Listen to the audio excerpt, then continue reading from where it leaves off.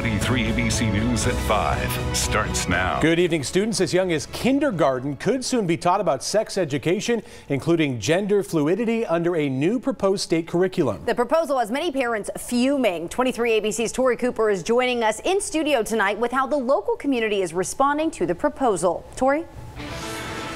Tim and Jessica, this newly proposed health education curriculum is pushing to expand the sex ed conversation between teachers and students K through 6th grade. Thousands of parents rallied against the expanded framework today in Sacramento, saying this expanded curriculum choice is offensive and not age appropriate.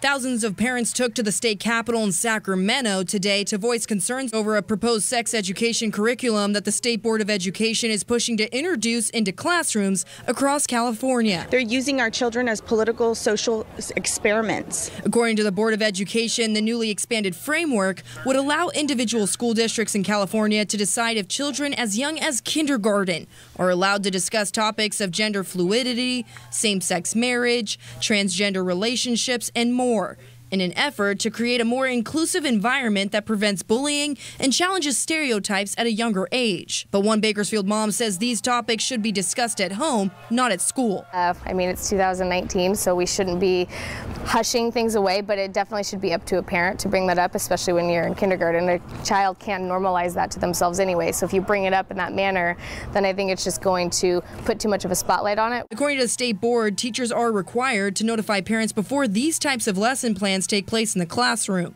The state says parents can also choose to allow their student to opt out of these exercises. The framework outlines certain books that teachers can use as resources to discuss topics such as two mommies in a household, or a storyline that displays a boy who likes to dress up as a princess to help dispel myths about gender expectations. I think it's a little much because kids are kids, and I think that they directly don't need to be exposed to that kind of a topic at like the age of 5.